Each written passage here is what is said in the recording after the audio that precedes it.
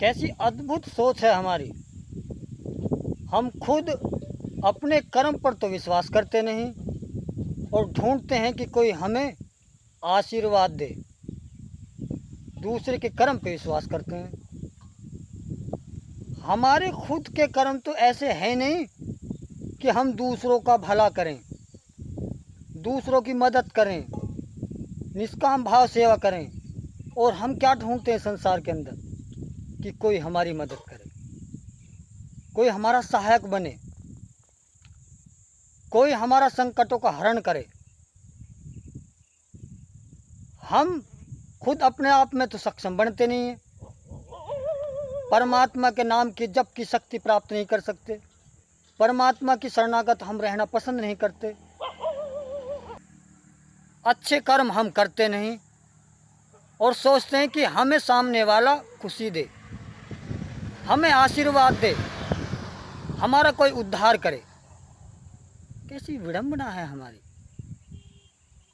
हमारे अंतःकरण की, हमारे मन और बुद्धि की। क्या वास्तव में ऐसा होता है? जब हम किसी दूसरे को देना नहीं जानते तो क्या हमें कोई दे सकता है? क्या वास्तव में जब हम देने का अधिकार हम खुद पर नहीं रखते तो क्या लेने का अधिकारी बन सकते हैं? कभी नहीं बन सकते।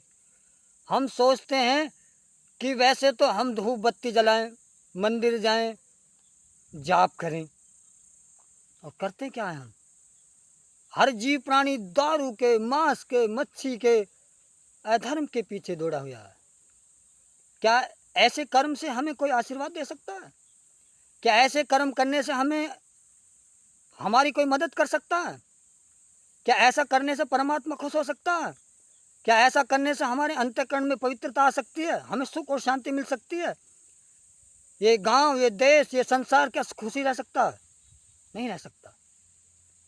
तो जब हम खुद अपने आप को अच्छा नहीं बना सकते, खुद के कर्म को हम सुधार नहीं सकते, खुद के कर्म को हम उद्धार कारक नहीं बना सकते, तो हम सामने वाले पर क्यों विश्वास करते हैं कि कोई भक्त, कोई संत महात्मा, कोई ऋषि हमें आशीर्वाद दे, हमारा कल्याण करे, हमारे संकटों का हरण करे? क्या ऐसा हो सकता है? शायद मेरा मानना तो ऐसा होना नहीं चाहिए, क्योंकि संत महात्मा में सामर्थ्य है, इतनी मानता हूं मैं। तप में, जप में, सेवा में इतना दम होता है, लेकिन वो तभी तो कामयाब होगा जब हम सुधरेंगे, जब हम तप करेंगे, जब परमात्मा के नाम का जप करेंगे, जब हम दूसरों को सुख और शांति देने का हम लक्ष्य बनाएंगे, तभी तो कोई साधु संत हमें आशीर्वाद देकर हमारा कल्याण का रास्ता बता सकता है। हम खुद तो कुछ करते नहीं, ढूंढते हैं शांति, सुख, आनंद संसार के अंदर, जबकि सब कुछ इस शरीर के अंदर ही है। जब परमात्मा कण कण में है, मंदिर में परमात्मा, तो क्या हमारे अंदर परमात्मा नहीं है? क्या हम उसका अंश नहीं है? क्या उसी के ही आत्मा नहीं है हम? तो मृग की तरह तृष्णा लिए भटक रहे हैं, दौड़ रहे हैं, और हमें शांति और सुख नहीं मिल रहे हैं। ये मेन मूल बिंदु है हमारा, कि हम दौड़ रहे हैं, भटक रहे हैं, ढूंढ रहे हैं सुख को, आनंद को, जबकि वो सब कुछ हमारे अंदर है। परमात्मा हमारे अंदर आत्मा के रूप में विराजमान है, तो हम क्यों भटकते हैं इधर उधर? खुद को सामर्थ्यवान बनाइए, खुद को जानिए। जब हम खुद दूसरों की सेवा नहीं कर सकते, दूसरों की मदद नहीं कर सकते, कौन हमें आशीर्वाद देगा? कौन हमारी मदद करेगा? कौन हमारा उद्धार करेगा? उद्धार स्वयं हर जीव प्राणी के हाथ में है। परमात्मा ने विवेक दिया है, सोचने की शक्ति दी है, सामर्थ्यवान बनाया है, तो सामर्थ्यवान बनिए, खुद को जानिए, दूसरों की मदद करिए, तो अनेक साधु संत हमें हमारे उद्धार कारक सहायक बन जाते हैं।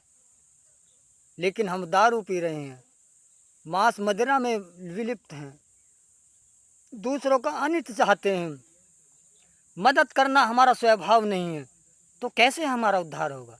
कैसे हमारा कल्याण होगा? असंभव है।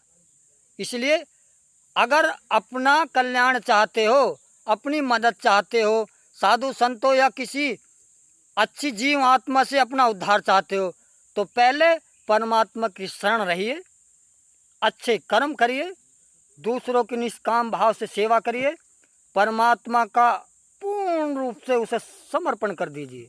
तब देखिए कितनी मदद मिलती है हमें, कितने आशीर्वाद मिलते हैं, कैसे हमारे संकटों का निवारण होता है, और ये विश्व, ये देश, ये गांव, ये समाज कैसे आनंदित होता है। लेकिन हम भाग रहे हैं, दौड़ रहे हैं, खुद हम कुछ करते नहीं और दूसरे से उम्मीद बनाए रखते हैं कि ये हमारा कल्याण करे, ये हमें आशीर्वाद दे, ये हमारे इस तरीके से मदद करे। ऐसा तो होना असंभव है।